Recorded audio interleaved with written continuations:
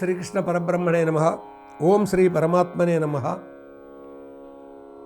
శ్రీకృష్ణ పరమాత్మ అర్జునునికి ఈ మానవులందరికీ నిజం చెప్పాలంటే అందరికీ ఆత్మజ్ఞానాన్ని బోధించారు. ఆత్మజ్ఞానమే కాకుండా ఎవరి ధర్మకర్మ వాళ్ళు చేయాలి అనేది చెప్పారు. క్షత్రియుడైనటువంటి అర్జునుడు తన ధర్మకర్మ ఇక్కడ చేయాలి. ఏమిటది? యుద్ధం చేయడం. యుద్ధం హింస కదా అని అంటే ఇక్కడ తప్పు చేసిన వారిని శిక్షించడమే ఇక్కడ యుద్ధం తప్ప ఇది హింస కిందికి రాదు. అందుకే కృష్ణ పరమాత్మ చేయమన్నటువంటి కర్మ, ఆ కర్మతో పాటుగా జ్ఞానాన్ని పొందాలని చెప్పారు. కాబట్టి ఇక్కడ అర్జునునికి ఒక అనుమానం వచ్చింది. జ్ఞానం గొప్పదా, కర్మ గొప్పదా? ఏది గొప్పది? అందుకొరకు కర్మయోగ ప్రారంభంలో అర్జునుడు అడుగుతున్నాడు, కర్మ చెయ్యాలా లేకుంటే జ్ఞానాన్ని పొందాలా అని. జాయసి చేత్కర్మణస్తే మతా బుద్ధిర్జనార్దన, జాయసి చేత్కర్మణస్తే మతా బుద్ధిర్జనార్దన, తత్కిం కర్మణి ఘోరే మాం నియోజయసి కేశవ. ఓ కేశవ, ఓ కృష్ణ, ఓ పరమాత్మ, కర్మ కన్నా జ్ఞానమే గొప్ప అయినట్టయితే కర్మ కన్నా జ్ఞానమధికము అని తలంపే అయిన ఎందుకు ఘోరమగు ఈ కర్మయుద్ధము చేయమందువు కేశవా. చూడండి, శిష్యుడు అడిగే ప్రశ్న, అర్జునుడు అడుగుతున్నాడు, కర్మ కంటే జ్ఞానమే గొప్ప అయినట్టయితే నన్ను ఈ కర్మ ఎందుకు చేయమంటున్నారు? ఏ కర్మ? యుద్ధకర్మ. యుద్ధకర్మ చేసినట్టయితే ఏమవుతుంది? ఎందరో చనిపోతారు. ఇప్పటికే కృష్ణ పరమాత్మ చెప్తూ వచ్చాడు ఇవన్నీ కూడా. దాన్ని కర్ణశ్రీ గారు ఏమంటారంటే, హింసయునర్పనంటివి సరే మిము హింసల పాలునర్చు విధ్వంసక శక్తులందు దయదాల్చుట ధార్మిక హింస కాదే, మా కంసుని జంపి లోకముల కష్టముదిర్పనే చెల్లునే అశృంమాంసములు ఎండా తిండికై మాడుట రాచ కొలము వారికిన్.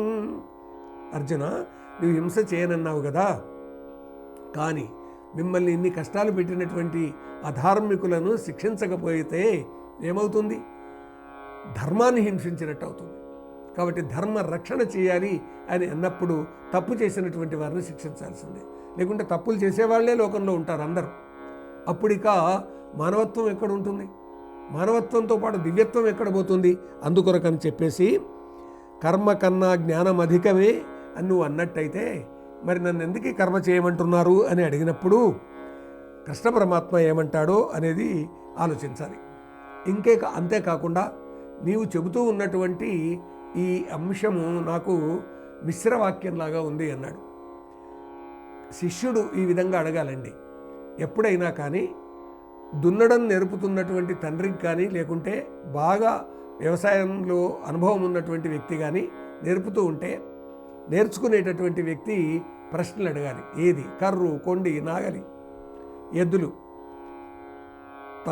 తాడు, మోకు, కాడి, ఇవన్నిటికి సంబంధించి వాటిని ఎట్లా చూసుకోవాలి, ఎలా కాపాడుకోవాలి అడగాలి. అదేవిధంగా టైపు నేర్చుకునేటటువంటి సందర్భంగా నేర్పే గురువును ఆ విషయాలు అడగాలి. అక్షరాల దగ్గర నుంచి మొదలెట్టుకుంటే ఆత్మతత్వం వరకు మనకు ఎవరెవరు నేర్పుతున్నారో వాళ్ళందరూ గురువులేనండి. సందేహాత్మో వినశ్యతి సంశయాత్మో వినశ్యతి అని భగవద్గీత ఒక దగ్గర అంటుంది. సంశయం కలిగినటువంటి ఆత్మ కలిగినటువంటి వాడు నాశనం అవుతాడు అని. ఓరి బాబోయ్, ఇంత మాటనా అనిపిస్తుంది మనకు. నిజమే, మనస్సులో ఎప్పుడైతే ఒక సంశయం వస్తుందో అది తప్పకుండా తెలిసిన వాళ్ళని అడిగి తీర్చుకోవాలి. అందుకే అర్జునుడు ఇక్కడ అడుగుతూ ఉన్నాడు, వ్యామిశ్రేణేవ వాక్యేన బుద్ధిం మోహయసీవమే తదేకం వద నిశ్చిత్య ఏన శ్రేయోహమాప్నుయాం. మిశ్రవాక్యము భంగి నుండిన మాట చెప్పుచు కలత పెట్టకు, కానశ్రేయము దేని వలనన్ పొందగలనో చెప్పు కృష్ణ. కృష్ణ పరమాత్మకు దండం పెట్టి అడుగుతున్నాడు, ఈ వాక్యం నాకు మిశ్రంగా ఉంది. అంటే ఇది ఒప్ప, ఇది ఒప్ప, ఇది తప్ప, ఇది తప్ప, లేకపోతే దీన్ని అనుసరించాలా, దీన్ని అనుసరించాలా? ఉన్నవి రెండే రెండు అంశాలు, కర్మను అనుసరించాలా, జ్ఞానాన్ని అనుసరించాలా అని. అంటే అర్జునుని ప్రశ్నలోని ఔచిత్యం చాలా గొప్పది. నా మనస్సు కలతబడి ఉంది, మీరు చెప్తున్నటువంటి దాన్ని వింటూ ఉన్నాను, వింటూ అర్థం చేసుకుంటున్నాను. అయితే దీంట్లో ఏది నేను అనుసరించదగింది అని అడుగుతున్నాడండి కృష్ణ పరమాత్మను.